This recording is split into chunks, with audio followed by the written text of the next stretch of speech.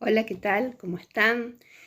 Vamos a trabajar hoy acerca de los distintos niveles de decisión al momento de diseñar aquello que vamos a enseñar, ¿no?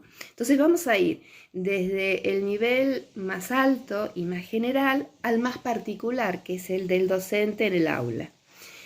El primer nivel, el nivel superior o el nivel general, es lo que llamaríamos el nivel nacional, que estaría a cargo del Ministerio de Cultura de la Nación, que es quien decide cuáles son los lineamientos de la política educativa y decide, bueno, cuáles son los contenidos, cuáles son las carreras, qué tipo de orientaciones tienen las distintas, los distintos niveles, pueden tener los distintos niveles de educación. Y con respecto a la educación primaria, tenemos un documento muy importante, que son los NAP, que seguramente ya conocen, ya los han trabajado, los núcleos de aprendizaje prioritario.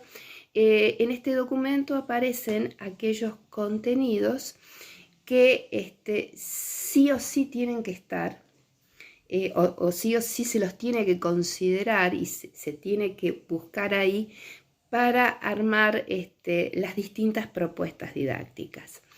De este nivel general y en el plano nacional, vamos al plano provincial. Allí la institución encargada de marcar las políticas educativas es el Ministerio de Cultura y Educación de la provincia, y el documento que nos va marcando el norte, que nos va marcando para dónde tenemos que ir, es el diseño jurisdiccional, ¿no? El diseño de la provincia, el diseño curricular.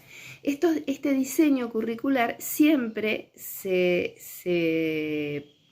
produce, se construye en base, en este caso, a los NAP, ¿no? Es decir, la provincia toma los NAP, hace una selección, tiene en cuenta el contexto particular de la provincia de Misiones y a partir de eso produce el diseño curricular de la provincia. Este diseño curricular de la provincia llega a cada institución y ahí estamos en el tercer nivel, que es el nivel institucional. En este nivel que digamos que involucra a toda la institución en general, lo que se tiene en cuenta es la problemática de la institución, aquellas fortalezas y debilidades, ¿no? Es decir, aquellos aspectos, aquellas cosas en los que la institución es muy buena o no tiene dificultad, y las debilidades, aquellos otros aspectos que es necesario mejorar o que hace falta revisar, ¿no? Eso es al interior de la institución, y también se tiene en cuenta el contexto, porque el contexto, de cierta manera, influye, todos sabemos, en este caso, en las instituciones educativas. Y este contexto, ¿no? Este entorno que rodea, que es social y que es cultural, que rodea a cada institución, va a estar ofreciendo oportunidades y amenazas, ¿no? Las oportunidades son todo aquello que beneficia de alguna manera a la institución, ¿no? Por ejemplo, el hecho que nosotros estemos viviendo en un lugar en contacto con la naturaleza y donde haya mucha diversidad, tanto de fauna como de flora, es una oportunidad, por ejemplo, para el área de ciencias naturales. Y el otro elemento son las amenazas, ¿no? Todo aquello que está en el contexto que indirectamente perjudica o genera un problema en la institución, que la institución no puede arreglar, pero que sí puede buscar maneras o puede buscar estrategias para neutralizar esas amenazas, ¿no? Un ejemplo, un barrio donde nunca hay agua, Bueno, esa es una amenaza porque al no haber agua, no hay agua en los baños, eso genera toda una situación de higiene, de contaminación. Entonces, si la escuela decide hacer toda una serie de actividades para juntar fondos, para hacer un pozo y poner una bomba, bueno, eso sería, por ejemplo, una manera de neutralizar una amenaza que está en el afuera de la institución y que la institución no está en el alcance de la institución solucionar.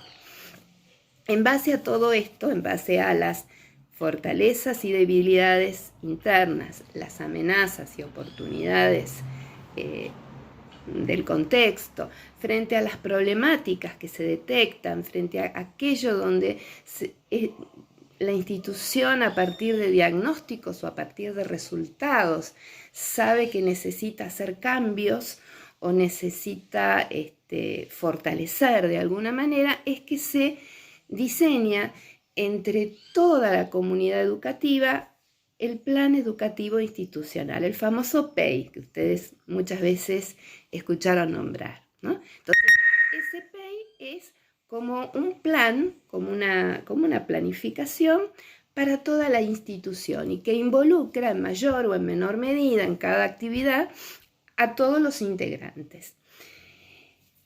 En base a ese PEI, en base a esos lineamientos y a las temáticas y a las problemáticas de ese PEI, cada maestro, y acá estamos ya en el nivel más particular, ¿no? Más individual, cada maestro, cada maestra va a elaborar la planificación anual, es decir, va a decir, teniendo en cuenta su grupo, teniendo en cuenta el diagnóstico que hace de ese grupo, luego todo ese primer proceso de diagnóstico, va a elaborar su planificación.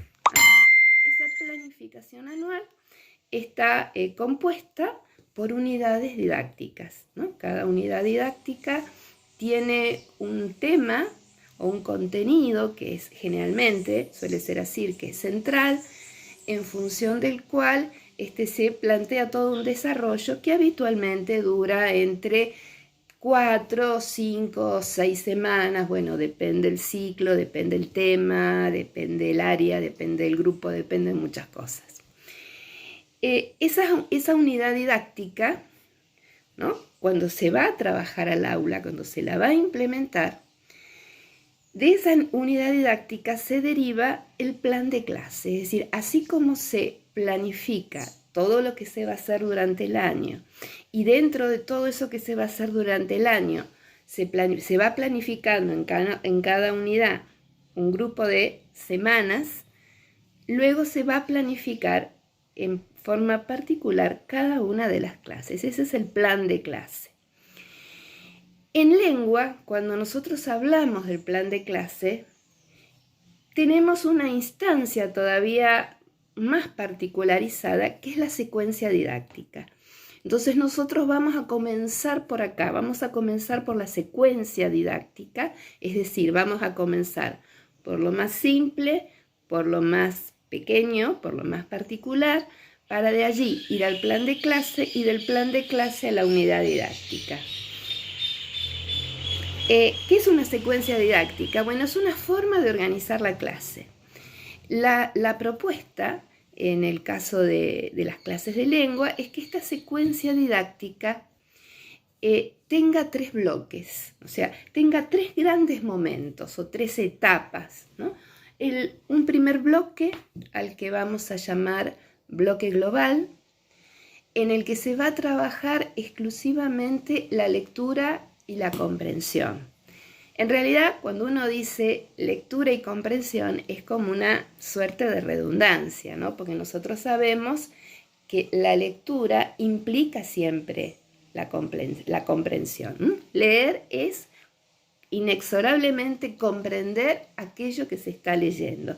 Si no, es un simple descifrado, es una simple decodificación, ¿no? Entonces, este primer bloque se va a trabajar a partir de un texto. Siempre en todas las clases partimos de un texto nuevo o retomamos un texto que que leímos la clase anterior, el maestro o la maestra hace la lectura modelo, es decir, el primer contacto que los chicos tienen con el texto es a través de la voz del maestro o de la maestra.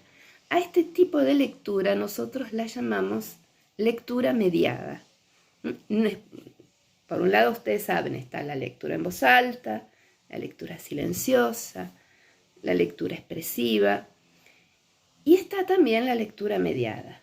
Cuando alguien nos lee o cuando alguien nos cuenta una historia, nos cuenta un cuento, nosotros leemos, entre comillas, es decir, comprendemos esa historia, esa anécdota, ese relato que nos están contando, lo comprendemos a través de la voz de la persona que relata o que lee el texto, ¿no? Entonces, la primera lectura es lectura modelo.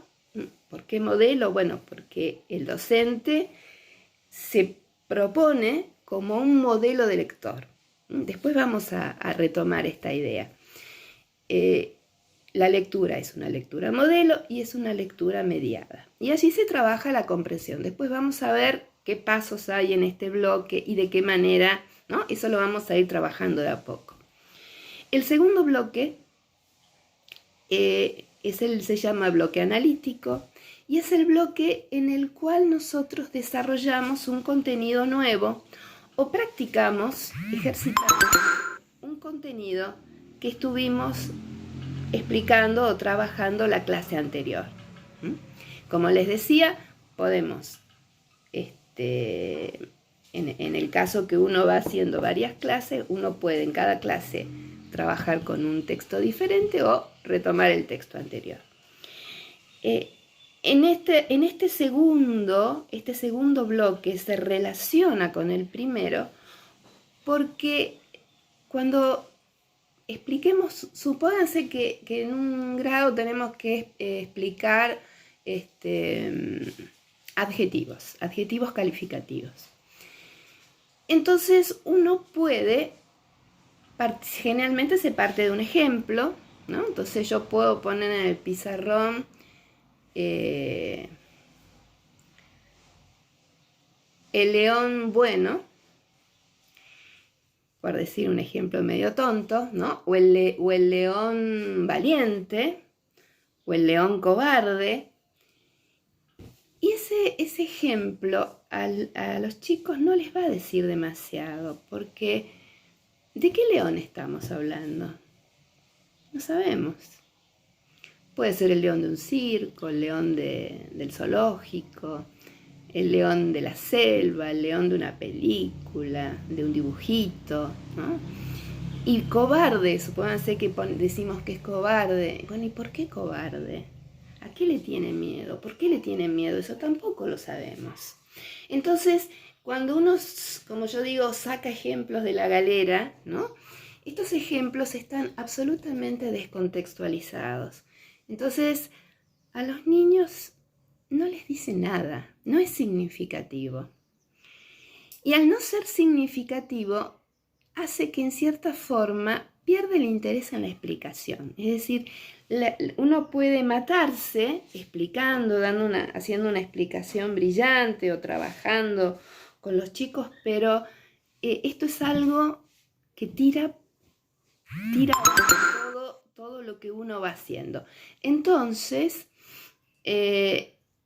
la propuesta nuestra es aprovechar ese primer bloque global donde trabajamos la comprensión y tomar los ejemplos tal como están en el texto o adaptados, no tiene por qué ser exactamente igual, pero tomar los ejemplos de ese relato, de ese cuento, de esa poesía, de ese texto que leímos y trabajamos antes. Entonces, imagínense que si con los chicos estuvimos leyendo, como leímos el año pasado, El Mago de Oz, y yo pongo en el pizarrón El león cobarde, fíjense cómo se llena de significado. Ya no es cualquier león.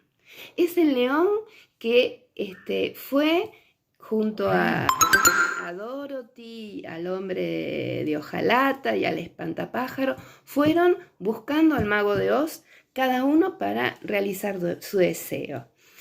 Y este león es cobarde, y esta cobardía sabemos que es relativa, porque en realidad era valiente, pero él no lo sabía, ¿no? Entonces fíjense cómo estas dos palabras que eran vacías, que no nos decían nada, al ser palabras tomadas de un texto, se llenan de significado. Y el tercer bloque es el bloque sintético. ¿Por qué se llama así? Porque en este bloque sintético, a través de la producción de textos, vamos a integrar los otros dos bloques. Entonces, si nosotros supónganse, leímos El Mago de Oz, ¿no? O un fragmento del Mago de Oz en el bloque global y estuvimos trabajando, supónganse verbos, ¿no? Entonces yo les puedo pedir un trabajo de producción de textos en donde ese trabajo esté referido a la trama o a los personajes del texto que leyeron y con algún requisito que tenga que ver con el tema que estuvimos trabajando, ¿no? Entonces, por ejemplo, ¿cuál fue la parte del viaje de Dorothy y sus amigos, ¿no? La aventura que tuvieron que te gustó más? Contala con tus palabras y después subraya los verbos que aparecen en lo que escribiste. Entonces, ahí tenemos, por ejemplo, un trabajo de producción de texto que también está doblemente contextualizado, porque no le estamos pidiendo, escribí una historia fantástica o elegí uno de estos títulos, unas vacaciones inolvidables, ¡ay, qué lío!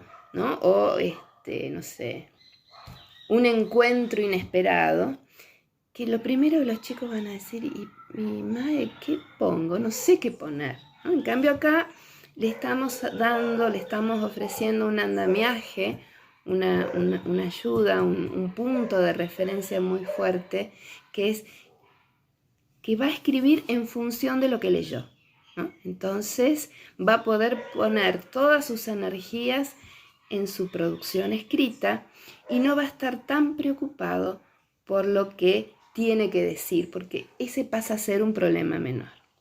Entonces, la secuencia didáctica, como para sintetizar, tiene 3 bloques. El bloque global, donde se trabaja la comprensión, el bloque analítico, donde se desarrolla o se practica un tema nuevo, y el bloque sintético, donde se trabaja la producción escrita. Nosotros ahora vamos a dedicarnos al primero de los bloques. Por eso, nosotros comenzamos trabajando con repasar y enriquecer el concepto de lectura y escritura, ¿no? Entonces, en ese contexto